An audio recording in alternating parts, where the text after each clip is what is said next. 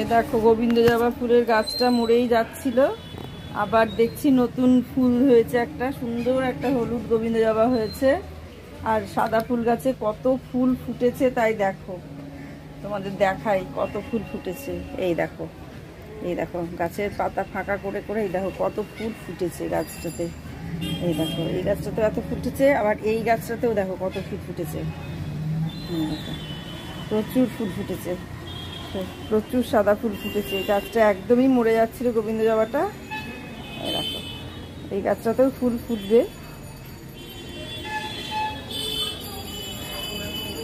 এই ফুলগুলো এখন তুলবো, তুলে নিয়ে গিয়ে জল দিয়ে রাখবো, রেখে তারপরে। আর এই গাছটা মরার মতন অবস্থা হয়েছে, পাতাগুলো ধরে যাচ্ছে, জানি না আবার মানে উঠবে কিনা, মানে আবার বেঁচে উঠবে কিনা বুঝতে পারছি না এই আলামন্ডা গাছটা।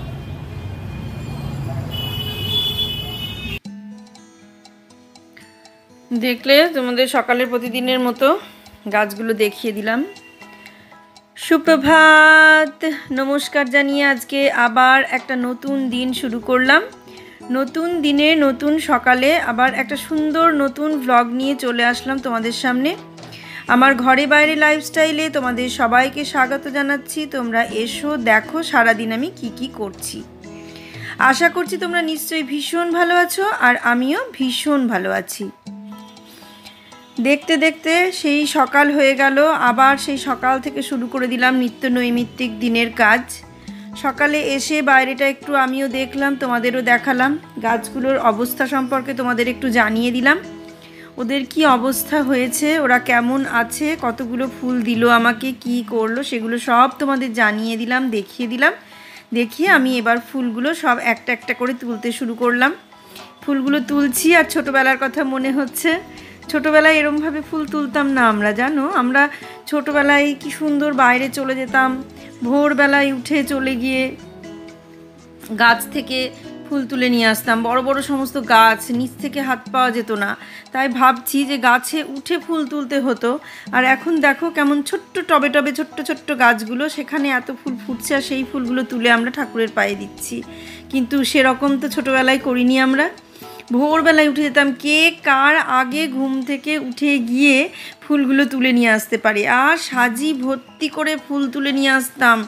প্রচুর ফুল, বিভিন্ন রকমের ফুল, জবা, সাদা, টগর, বেলি। যে মানে অন্যান্য লোকের বাড়িতে যে গাছগুলো ছিল তাদেরকে গিয়ে বলতাম ফুল তুলবো, তারা বলতো যে হ্যাঁ তোল। আমরা তুলে তাদের জন্য রেখে নিজেদের ফুলটা নিয়ে চলে আসতাম। ওরা হয়তো বলতো আমাদের জন্য অল্প করে দিয়ে যা, ওদের জন্য অল্প করে দিতাম, আর বাকি ফুলগুলো আমরা তুলে নিয়ে চলে আসতাম। তা এই রকম করে ছোটোবেলাটা কেটেছে ফুল দিয়ে। আর এখন দেখো ফুলগুলো তুলছি কীরমভাবে, বারান্দায় একটু একটু টবে গাছ লাগিয়ে। ভাবতেই কেমন অবাক লাগে, সে দিনগুলো কোথায় গেল। ছোটোবেলাটা চলে গেলে আর ফিরে পাওয়া যায় না, কোনো কিছুই যেন চলে গেলে আর ফিরে পাওয়া যায় না। সেই ছোটোবেলাটা ভীষণ মিস করি। শুধু আমরা দুই বোন একা নই, দল বেঁধে পাড়ার সমস্ত বাচ্চারা একসঙ্গে দল বেঁধে আমরা ফুল তুলতে যেতাম। এই যে ছোটোবেলায় ফুল তুলতে যাওয়া, গাছ থেকে বিভিন্ন জিনিস পেড়ে খাওয়া, লোকে কারোর গাছে পেয়ারা হলো সেখান থেকে গিয়ে পেয়ারা চুরি করে খাওয়া। এখন সে ছেলেপেলেরা পেয়ারা চুরি করে খাওয়া নেই, এখন কিনে কিনেই খায়। কিন্তু আমাদের কিনে খাওয়া হতো, বাড়িতেও গাছ ছিল, খেতাম। কিন্তু কি বলতো, ওই যে ছোটোবেলায় পাশের বাড়িতে যে বয়স্ক মানুষটা, দেখবে আগেকার দিনে বয়স্ক কিছু মানুষ ছিল, তারা ভীষণ মানে বকবক করতো, কিছু হলেই গাল দিত, এটা ওটা বলতো। মানে ওই বলাটা শোনার জন্যই আমরা আরও বেশি যেতাম তাদের বাড়িতে পেয়ারা পাড়তে। আমাদের ঠিক পাশেই, বাড়ির পাশেই একটা স্কুল আছে, বেশ মিউনিসিপ্যালিটি স্কুল। সেই স্কুলের পাশেই একটা বাড়ি ছিল। সেটা হচ্ছে তোমার মানে এমন একজনের বাড়ি, তার বাড়িতে 3-4টে ছেলে মেয়েরা আছে, বয়স মানে মেলা বয়স্ক আর কি। সেই ভদ্রলোক মানে দাদু, আমাদের কি বলবো, আমাদের সেই সময় আমাদের জেঠু বা তারও বেশি কিছু এরকম টাইপের বয়স ছিল। তাদের অনেক ছেলে মেয়ে ছিল, 2টো মেয়ে, 4টে ছেলে এরকম ছিল। তা তারা কেউ কিচ্ছু বলতো না, বউ ছেলে মেয়ে কেউ কিছু বলতো না। কিন্তু ওই যে বাড়ির বেটা ছেলে ভদ্রলোক বয়স্ক যে জেঠু, তিনি কিন্তু কাউকে ছাড়তেন না। এমনভাবে তিনি সবাইকে বলতেন, বাচ্চাগুলোকে এমনভাবে গাল দিতেন সে বলার কথা না। আমরা ওই গাল শোনার জন্য যে কখন গালটা দেবে শুনবো, আর মানে ওটাতে মজা পাচ্ছি আমরা আর কি। যেটা বলছিলাম আর কি, সেই ছোটোবেলাটা ফিরে পাওয়া যাবে না। উনি যে বকতেন, এত গাল দিতেন, ওটাতেই আমরা মজা পেতাম। তা সেই কারণে আমরা যেতাম ওরকম ফুল তুলতে বা পেয়ারা ওদের গাছ থেকে পেয়ারা নিয়ে আসতে। তা আমাদের একটা মানে বান্ধবী ছিল ওই রকম, যে মানে সঙ্গে যেত আমাদের, কিন্তু ও সবার শেষে লাফাতো। এর আগে তোমাদের আমি বলেছি যে আমরা যখন ওইরকম পেয়ারা টেয়ারা পারতাম গাছ থেকে, যেই বয়স্ক মানুষটা তাড়া করতো, আমরা ছুটে পালিয়ে ধাপাধাপ পাঁচির টপকে পালিয়ে আসতাম। ও আর পাঁচির টপকে আসতে পারতো না, ওকে ঠিক ধরে ফেলতো আর বকাবকি দিত, দিয়ে ও বকাগুলো খেয়ে আবার পালিয়ে আসতো। এইরকম মজা করতাম। বেশ ভালো ছিল দিনগুলো, এত সুন্দর দিনগুলো ছিল। সে দিনগুলো আর ফিরে পাবো না। যত দিন যাবে তত দিন এগিয়েই যাবে, মানে যেটাই চলে যাবে জীবন থেকে, যে দিনটাই জীবন থেকে চলে যাবে, সে দিনটা চলেই যাবে।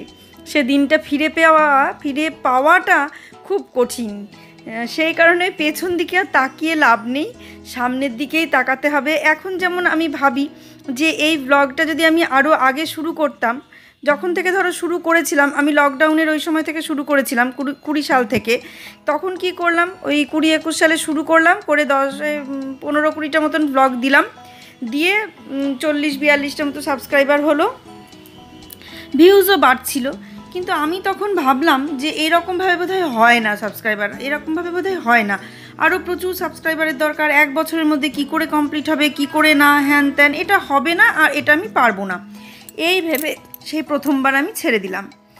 ঠিক আছে, ছেড়ে দিলাম। তারপরে অনেক দিন বন্ধ রাখলাম, বেশ কিছুদিন বন্ধ রাখলাম। মানে পুরোনো ফ্ল্যাটেই ধরেছিলাম, ওটা শুরু করেছিলাম। পুরোনো ফ্ল্যাটটা বন্ধই থাকলো 2 বছর বন্ধ রেখে।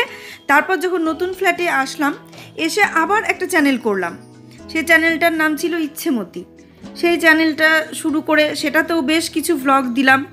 দিয়ে তখন ভাবলাম যে না, এতেও হচ্ছে না, আবার বন্ধ করে দিলাম। আবার কিছুদিন বন্ধ রাখার পর ভাবলাম যে ওই চ্যানেলে আবার নতুন করে ভ্লগ দিতে শুরু করি। তারপরে অনেকের কাছে শুনলাম যে এরকম ওই চ্যানেলেই নতুন করে ভ্লগ দিলে ওয়াচ টাইম, ভিউজ কিছুই আর বাড়বে না, ওগুলো আবার নতুন করে কাউন্ট হবে, এই সমস্ত বিভিন্ন কথা শুনলাম। শোনার পরে দেখলাম ঠিক আছে, নতুন করে আবার আরেকটা চ্যানেল করে দিই। দিয়ে এই চ্যানেলটা আবার নতুন করে শুরু করলাম। তখন মনে মনে ভেবে নিলাম যে পেছন দিকে আর তাকাবো না, যে পেছনে তাকালে যে বিরাট কিছু হবে আমার ভালো, তা হবে না। এখন আমি সামনে যেটুকু পাচ্ছি সময়, সেই সময়টুকুকেই কাজে লাগাই। কিন্তু মাঝে মাঝে মনে হয় যে ওই সময়টা যদি আমি ফেলে না আসতাম, ওই সময়টা যদি আমি ছেড়ে না দিতাম, ওই ভ্লগগুলো যদি আমি চালিয়েই যেতাম, টানা 2 বছর ধরে যদি আমি ভ্লগ দিয়েই যেতাম, যেভাবে শুরু করেছিলাম, যেভাবে সুন্দর করে ভ্লগ দেওয়া শুরু করেছিলাম, সেটা যদি আমি চালিয়েই যেতাম, তাহলে আজকে হয়তো আমি দাঁড়িয়ে যেতাম। তাহলে আজকে আমার যত ক্রাইটেরিয়া এখানে আছে ইউটিউবে, সেগুলো সমস্ত পূরণ হয়ে যেত। আমি হয়তো একটা জায়গায় পৌঁছে যেতাম, পুরো বিরাট কিছু না হলেও কিছুটা পৌঁছাতাম, বা আরও আমার অনেক বেশি বন্ধুবান্ধব হতো। কিন্তু যেটা হলো সেটা খুব একটা ভালো হলো না। তা ছেড়ে দিয়ে আমি ভুলই করেছিলাম, চরম ভুল করেছি, এখন বুঝতে পারছি। তখন যদি এই মানসিকতাটা থাকতো যে ধরেই রাখবো, তাহলে কিন্তু ধরে রাখলে আমি সত্যিই পৌঁছে যেতাম এক জায়গায়। কিন্তু কি হলো সেটা হয়ে গেল, যখন হয়ে গেল পরে এখন মাঝে মাঝে মনে হয়, কিন্তু মনে হয়েও আমি ভাবি যে না, আর মনে করব না, মনে করলেই কষ্ট। যেটা চলে গেছে সেটা চলে গেছে, যেটা সামনে আছে সেটাকে ধরে নিয়েই এখন ধরে আঁকড়েই মানে বাঁচি আর কি, এই ভেবেই আর পেছন দিকে আর তাকাচ্ছি না, সামনে তাকিয়েই এগিয়ে চলছি। দেখা যাক সামনে তাকিয়ে এগিয়ে কতদূর কি করতে পারি। তবে যত দিন গিয়েছে, 2টো চ্যানেলে আমি যেভাবে ব্লগ দিয়েছি, এই দিনগুলো মানে এই যে ব্লগটা, এই চ্যানেলটা খোলার পরে যে ব্লগগুলো দিচ্ছি, এতে একটু অন্যরকমভাবে দিচ্ছি। আগের যে ব্লগগুলো দিতাম সেগুলো শুধু মিউজিকই দিয়ে যেতাম, আমি কোনো কথা বলতাম না, মানে ভয়েস দেওয়া বা কিছু সেটা সেভাবে দিতাম না। বুঝতে পারতাম না যে কিভাবে ভয়েসটা দিয়ে কিভাবে কি করব, ঠিক বুঝতে পারতাম না। তারপরে ভাবতাম যে হয়তো যে কাজটা আমি করছি ঠিক সেই কাজটার কথাগুলোই আমাকে বলতে হবে, আমি অন্য কথাগুলো কখনোই বলতে পারবো না, এরকম ধরনের ভাবতাম, বিভিন্ন রকম ভাবতে তারপরে আমি দেখলাম যে যে কিছুদিন আমি বন্ধ রেখেছিলাম সেই কিছুদিনের মধ্যে আমি বড় বড় চ্যানেলগুলো দেখতে শুরু করলাম, যে যারা বড় বড় সমস্ত ইউটিউবার ব্লগার আর কি, ডেলি ব্লগার, তাদের চ্যানেলগুলো দেখতে শুরু করলাম। অনেক বড় বড় চ্যানেল দেখতে শুরু করলাম যে তারা প্রথম থেকে কিভাবে আস্তে আস্তে এই জায়গায় এসেছে। সেটা দেখতে শুরু করাতে আমার এটা সুবিধা হলো যে তারা কিভাবে কথা বলছে, তারা ভয়েসটা কিভাবে দিচ্ছে, কোন কাজের সঙ্গে কোন কথা সেট করছে, কোন কথার সঙ্গে কোন গান সেট করছে, কোনটা কিভাবে করছে, কোন জায়গাটা বেশি করে ফোকাস করছে, কি কি জিনিস দেখাচ্ছে, এইগুলো আমি দেখতে থাকলাম। আর আস্তে আস্তে বুঝতে পারলাম যে না, আমাকেও ঠিক এইভাবে এদের সঙ্গে, মানে এরা যেমনভাবে ভয়েস দিচ্ছে, যেমনভাবে যা করছে সেইগুলো আমি করব। তার সঙ্গে আমার নিজের কিছু, মানে নিজের ইচ্ছাটাও যোগ করলাম যে না, এইভাবে ওরা বলছে, ঠিক আছে আমি এইভাবেও বলি, এটাও করি।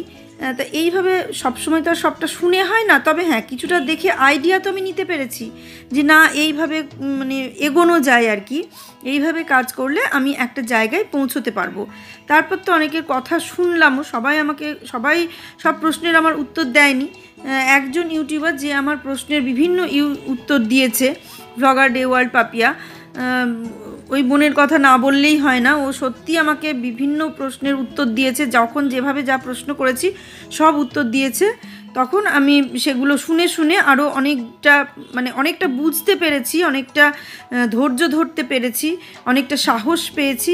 তারপরে আমি আবার নতুন চ্যানেল খুলে এগিয়ে যাওয়ার সাহস নিয়েছি। কিন্তু আমি দুবার এর আগে চ্যানেল খুলেছিলাম, সেগুলোতে আমি কিছুই করতে পারিনি, বন্ধ করে দিয়েছিলাম।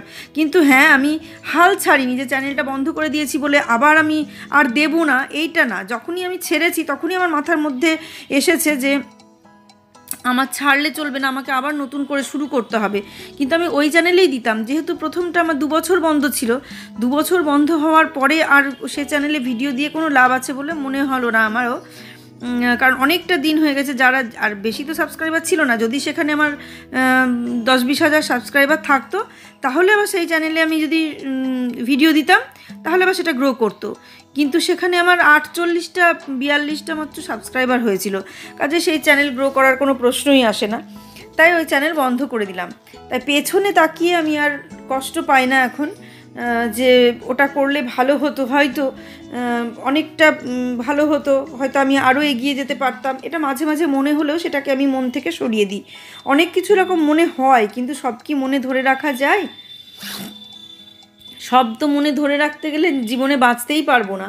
সেই কারণে সেগুলো মন থেকে দূরে সরিয়ে রেখে আমি আবার নতুন করে চ্যানেল শুরু করলাম।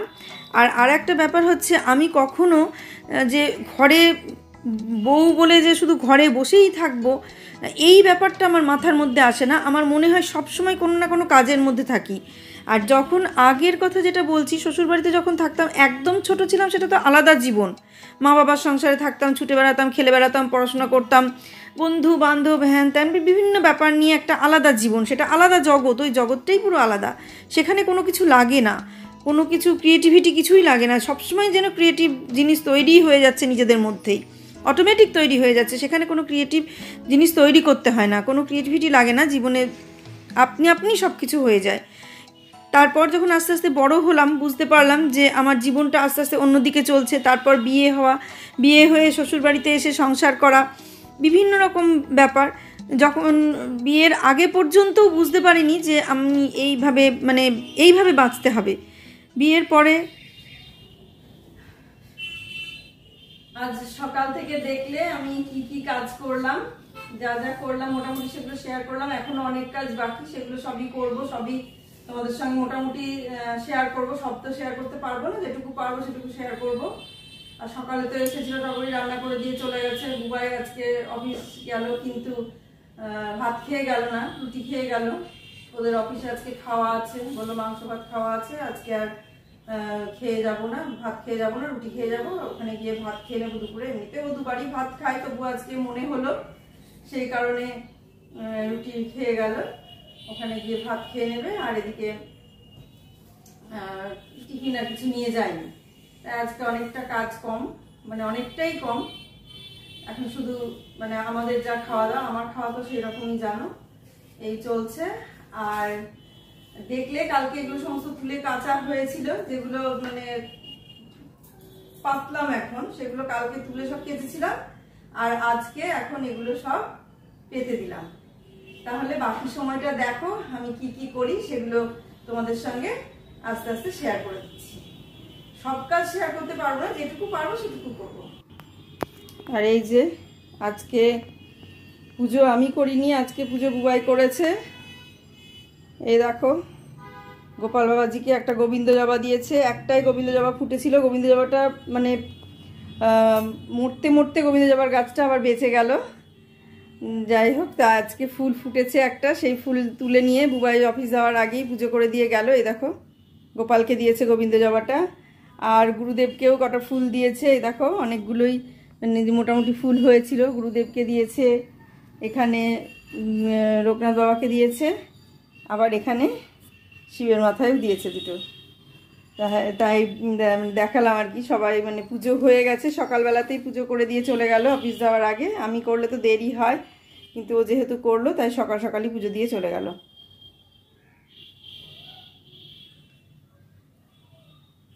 মানে গাছ থেকে তুলে নিয়ে এসে সঙ্গে সঙ্গে ঘরে যে গাছ হয়েছে সেই গাছে ওইটুকু টবের গাছ থেকে ফুল তুলে নিয়ে এসে পুজো করতে এত ভালো লাগছে, খুব ভালো লাগছে। আমি সকালবেলাতেই করে নিল, বললো না পুজোটা সকালেই করে নিই বলে সকালেই পুজোটা, ও যেহেতু অফিস গেল তাই করে নিল, আর আমি তো আজকে আর পুজো করবো না।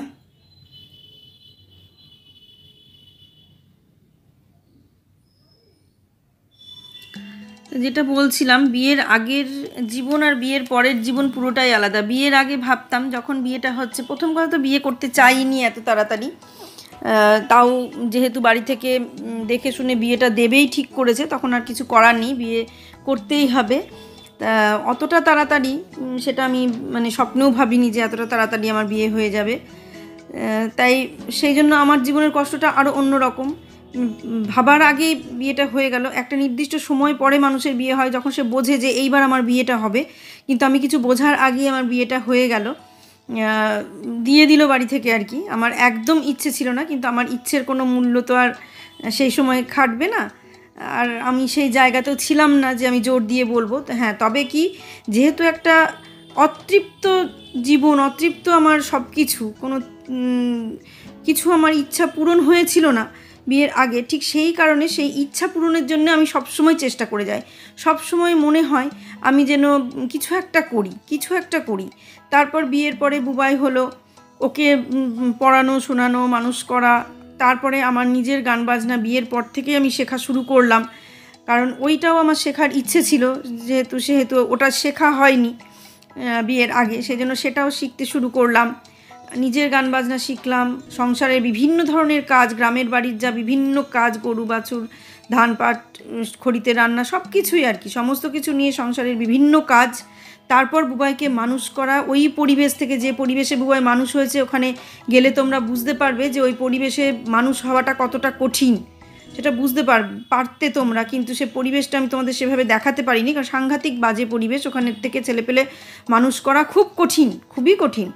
এখন তো তাও একরকম হয়েছে, কিন্তু আমি যে সময় ছিলাম সে সময় ভীষণই কঠিন ছিল, কারণ আমার শ্বশুরবাড়ির কেউ সেরকম পড়াশোনা কেউ জানে না, আমাদের বুবাইয়ের বাবা জানে, আর বুবাইয়ের কাকু। যেহেতু আমি চলে গেলাম তারপর থেকে ওকেও জোর দিয়ে ওইভাবে পড়াশোনাকেও করানো হয়েছে, যেভাবে বুবাইকে পড়াশোনা করানো হয়েছে, যে না করতেই হবে বাড়িতে পড়াশোনা।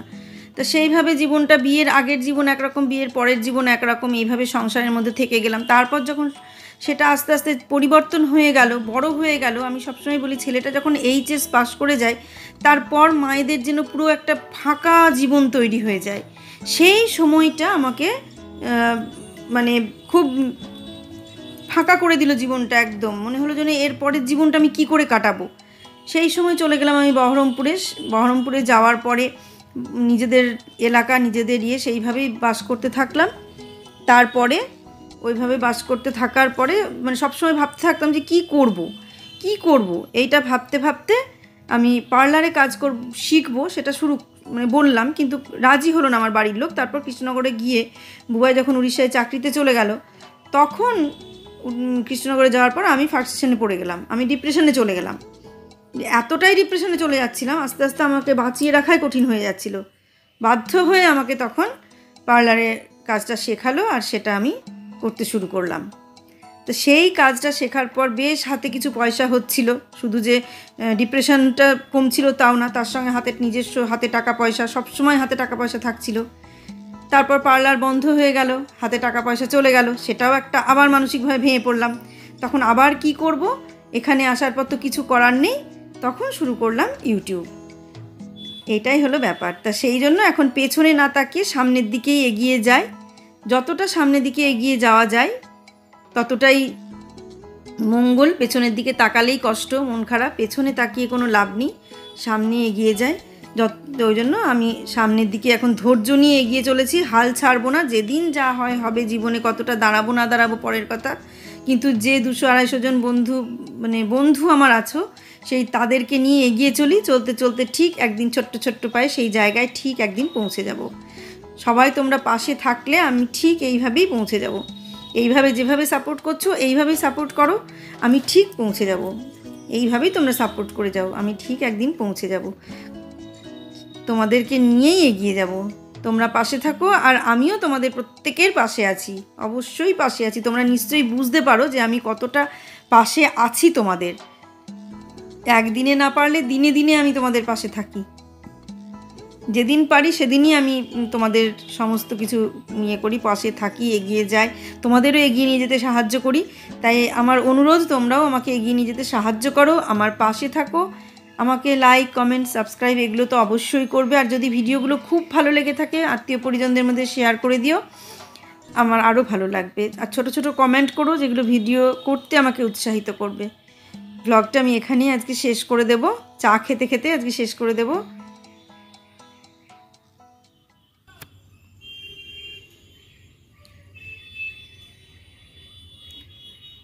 শুভ সন্ধে। আজকে সকাল থেকে যা যা করলাম সবই তোমাদের সঙ্গে শেয়ার করলাম। সকালের পর থেকে আর মাঝখানে আমি তোমাদের সামনে আসিনি। সন্ধ্যেবেলায় দুপুরবেলায় রেস্ট নিলাম খাওয়া দাওয়ার পরে। তারপরে সারাক্ষণ পর এই এখন সন্ধ্যেবেলায় তোমাদের সামনে এসেছি। এখন 7:30 বাজছে। আমি সন্ধে দেয়া হলো, তারপর তো যা যা করলাম, বাসন গোছানো, চা করা, এগুলো সবই শেয়ার করলাম। এখন আমি চা খাবো। এই দেখো চা নিয়ে চলে এসেছি। চা খেতে খেতে আজকের ব্লগটা আমি এখানেই শেষ করে দেব। তোমরা যে যেখান থেকে আমাকে যেভাবে দেখছো প্রত্যেককে অসংখ্য ধন্যবাদ। নতুন পুরনো প্রত্যেক বন্ধুকে অসংখ্য ধন্যবাদ। যারা পুরনো বন্ধু তারা আমার ভিডিও দেখছো তাদেরকে অসংখ্য ধন্যবাদ। আর যারা নতুন বন্ধু এখনো সাবস্ক্রাইব করোনি তারা সাবস্ক্রাইব করে দাও। আর আমার পুরনো ভিডিওগুলো তোমরা দেখো, প্রত্যেকটা ব্লগই তোমাদের ভালো লাগবে। আর সবাই সাবধানে থাকো, সুস্থ থাকো, ভালো থাকো। সামনের দিনে একটা সুন্দর নতুন ব্লগ দেখার অপেক্ষায় থাকো। আজকে আসছি তাহলে।